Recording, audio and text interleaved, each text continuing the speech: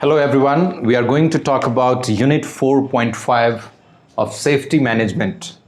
Every organization has a way to keep it safe, and therefore there is a special branch of management which deals with that specific requirement. This branch is known as Safety Management. When we talk about safety, the first thing that comes to my mind is that why do we need to think about safety? Are we not safe while working in the organization? What are the different risks that we undergo? There could be some other questions also while we talk about safety, but here in this unit, we are referring to the need to think about safety. Why do we need to think about safety? The first reason is that if your employees are satisfied, if your employees have this kind of sense in their mind that they are safe, there is no risk at all, there is no damage on their life, right? There is no great risk that they are going to face. This can motivate them to work well. This can help them bring their best in the environment. This can help them do their optimum performance, right? Bring their optimum performance in the organization. That's why we need to think about safety. The question is that why do we need to think about safety? And the simple answer to this question is that we need to think about safety because ultimately life matters. Every life is important on earth. So what are the different types of accident? Categorically, accident stands for accidents. However, in order to make it more lucid, clear, ठीक से समझने के लिए हम देखेंगे कि number 1 is near accident or no accident or no injury. Means something that could have resulted in an accident but the accident didn't take place. That's actually the meaning of the term no accident, no damage or no injury. मतलब दुर्घटना हो सकती थी लेकिन कुछ ऐसा हुआ नहीं. So that is called near accident, no damage or no injury. The second one is that trial accident. Trial accident, when we make a trial for something, जब शुरुआती दौर में किसी चीज़ को चेक करने की कोशिश करते हैं और उसमें जो एक्सीडेंट होता है, that is called trial accident. Trial accident means accident during the trial. It can be a minor, it can be a major. So the accident which refers to the mishap that takes place during the trial period. जो trial लेते समय, जो शुरुआत किसी project की शुरुआत करते समय, ब्रिज को बनाते हुए अगर कुछ ऐसा मिसहैप होता है ट्रायल के समय में, तो उसे ट्रायल एक्सीडेंट कहते हैं. Next one is minor. Minor means it's so small, right? छोटा सा खरोच आ गया, हल्का सा 2-4 बूंद खून निकला, उसमें फर्स्ट एड हैंडीप्लास्ट और ये डिटॉल वगैरह से उसको साफ उफ करके ऐसा इस्तेमाल किया. So that is called minor accident. Means there is nothing to worry about. Minor is fine, it can happen. अगर आप बाइक स्कूटी चला रहे हैं, कभी जरा सा रेड लाइट पर ट्रैफिक में किसी कार से स्क्रैच लग गया, तो आपके बाइक या स्कूटी का जो लेयर होता है उस पर थोड़ा सा स्क्रैच आता है. This is known as minor accident. Serious accident means when someone damages a part of one's body. That is called serious accident. जैसे ऊपर से कुछ गिरा और किसी एम्प्लॉय का हाथ कट गया, या फिर किसी मशीन में कुछ ऐसा हुआ कि शरीर का कोई एक पार्ट उससे डैमेज हो गया, लाइफ पर खतरा था, but somehow the employee could save himself. So this is the serious accident, and the last one is the fatal one. Fatal stands for deadly, in which the employee passes away. So we need to understand that near accident means it is just like an accident. Accident हो सकता था लेकिन हुआ नहीं. Second one is trial. शुरुआती दौर में किसी प्रोजेक्ट की शुरुआत करते हैं, ट्रायल करते हैं, तो ट्रायल के समय एक्सीडेंट हो सकता था. Minor means small injury.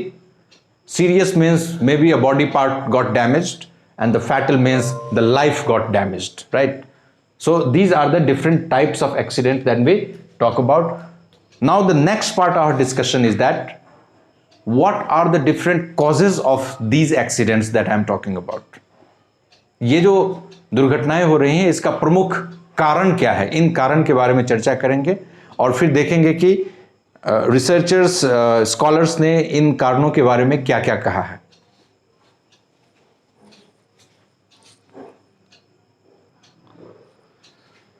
So the next question that comes to our mind is that why do we hear about accident in an industry? हम लोग सुनते हैं कि वहां दुर्घटना हुई। ऐसा सुनते क्यों है? क्यों होती है दुर्घटना? मैनेजमेंट की दुनिया में, इंडस्ट्री में क्यों होती है? इसके बहुत सारे कारण हैं and we can divide all these reasons broadly into two major categories. One is man-made problem, other one is the problem due to nature by God. You might have read it earlier, man-made disaster and natural disaster. So these could be the possible reasons. कहीं भी problem होता है organisation में, industry में, कहीं भी कोई भी दिक्कत है, किसी भी तरह की दिक्कत है, किसी भी तरह की परेशानी है, उसका या तो मनुष्य के द्वारा किया गया है वो मिस्टेक है या परेशानी है, या नहीं तो ईश्वर ने वो किया है. These could be the two possible reasons. Now, what are the causes of those accidents? तो अभी मैंने कहा कि इसे दो भागों में बांटते हैं. The first three will be one broader category, man-made, and the fourth one will be the God, natural disaster. That we may call that this is due to God. For example, let's begin with number one. Accidents in an organization, we hear about it sometimes because of the mistakes of the workers. Due to workers also, we have some disaster, we have some accidents happening. For example, poor planning.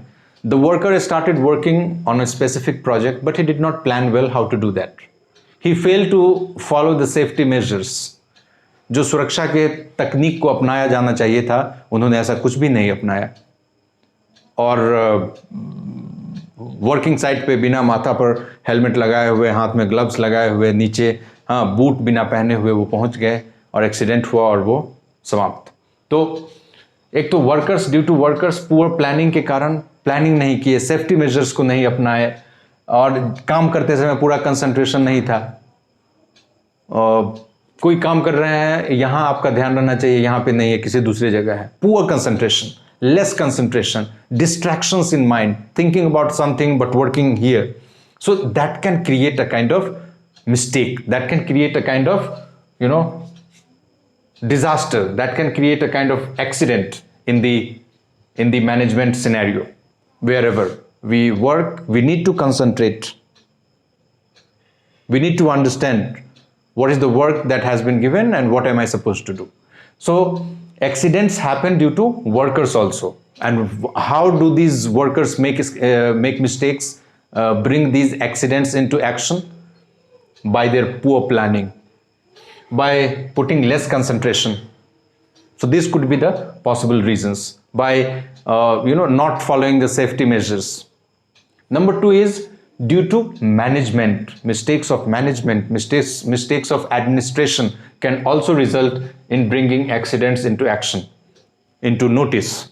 For example, lack of training. The management did not give training to huge number of employees. क्योंकि training में you spend your money, you spend your time, you spend your resources, सब कुछ लगते हैं और organisation किसी कारणवश, किसी फाइनेंशियल ईयर में एक प्रोजेक्ट पर आने वाले वर्कर्स को वो ट्रेन नहीं कर पाए, किसी कारणवश वो ट्रेन नहीं कर पाए. नतीजा क्या हुआ? लैक ऑफ ट्रेनिंग, प्रशिक्षण की कमी हुई वर्कर्स में, मिस्टेक हुआ और काम भी खराब हुआ और उनका जान भी खतरे में पड़ा. So that is called lack of training. उनको तरीका नहीं पता था.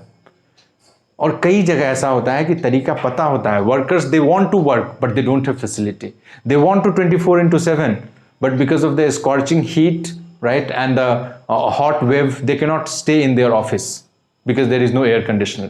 So facility का भी उतना ही रोल है जितना प्रशिक्षण का. सुविधा और प्रशिक्षण दोनों इंपॉर्टेंट है. अगर दोनों रहेगा फिर जाके काम ठीक हो सकता है.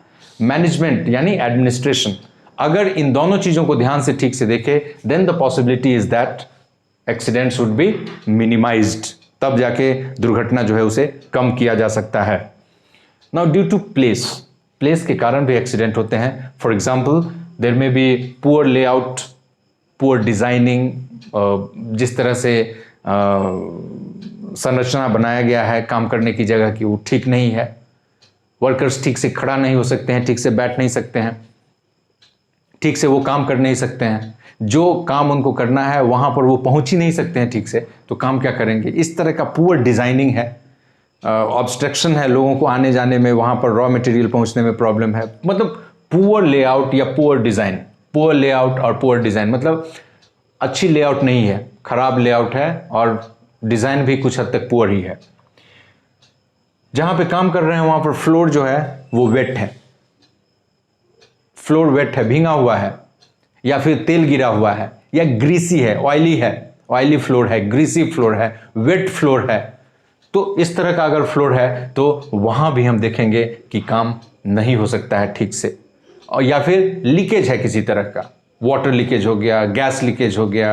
हाँ, गैस भी बहुत तरह के होते हैं वर्किंग साइट पे। बिल्डिंग के लिए सिलेंडर्स होते हैं ढेर सारे, राइट। कुकिंग के लिए ढेर सारे सिलेंडर्स होते हैं। These are the common things. So due to place, जगह पर भी निर्भर करता है। अगर जगह को ठीक से नहीं ध्यान दिया गया है, ठीक से प्लानिंग नहीं की गई है, ठीक से लेआउट नहीं किया गया है, ठीक से उसको नहीं, वर्क प्लेस ठीक से नहीं बनाया गया है, तो संभावना ये है कि वहाँ एक्सीडेंट होगी। और उसका मेन कारण यही ठहरा जाएगा कि इसका लेआउट सही नहीं था, जो फ्लोर थे वो भींगे हुए थे, या लीकेज हो गया था, या शॉर्ट सर्किट हुआ था ड्यू टू प्लेस, जगह के कारण। और फोर्थ जो है ये मोस्ट इंपॉर्टेंट है, ड्यू टू नेचर। इसको बोलते हैं नेचुरल डिजास्टर। प्रकृति के कारण भी, प्रकृति में हो रहे चीज़ों के कारण भी बहुत एक्सीडेंट होते हैं। जैसे कभी सुनामी आ गया, कभी तेज बारिश के कारण फ्लड्स आ गए, और कभी अर्थक्वेक, भूकंप आ गया, या फिर किसी भी तरह का ड्रॉट आ गया, सुखाड़, DRAUGST, ड्रॉट के कारण भी जो बहुत सारे इंडस्ट्रीज होते हैं वो डिपेंड करते हैं ज़मीन के अंदर जो नमी है उस पर।